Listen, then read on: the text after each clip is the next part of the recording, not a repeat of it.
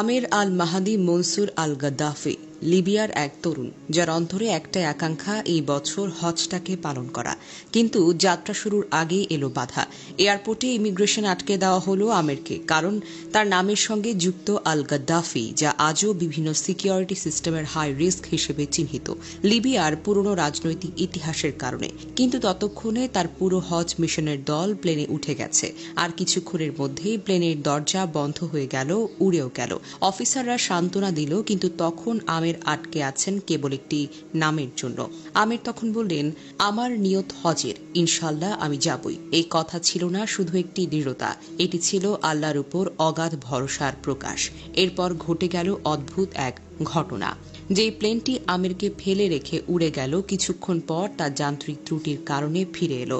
মেরামতের পর প্লেন আবার প্রস্তুত, কিন্তু আবারও পাইলট দরজা খুললেন না। আরও একবার প্লেনটি উড়ল, কিন্তু দ্বিতীয়বার তা মাঝপথে নষ্ট হয়ে পড়ল। এবার পাইলট নিজেই ঘোষণা করলেন, আমি আর প্লেন চালাবো না যতক্ষণ না পর্যন্ত আমির আমাদের সাথেই থাকে। এই ঘোষণার পর অফিসাররা আমিরের সব কাগজপত্র চূড়ান্তভাবে ক্লিয়ার করলেন। তৃতীয়বার উড্ডয়নে কোনো সমস্যা হয়নি। শান্তিতে হজের উদ্দেশ্যে রওনা হয় সেই ফ্লাইট।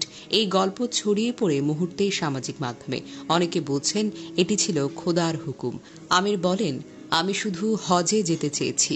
আমি বিশ্বাস করতাম যদি আমার হজ লেখা থাকে তাহলে দুনিয়ার কোনো শক্তি আমাকে আটকাতে পারবে না। তবে অনেকে বলছে এই গল্পটা মিথ্যা, কিন্তু না, এই ঘটনাটি inside the Haramain verified Facebook পেজে শেয়ার করা হয়েছে এবং সামাজিক মাধ্যমে এর বেশ কিছু ভিডিও চিত্র ছড়িয়ে পড়েছে।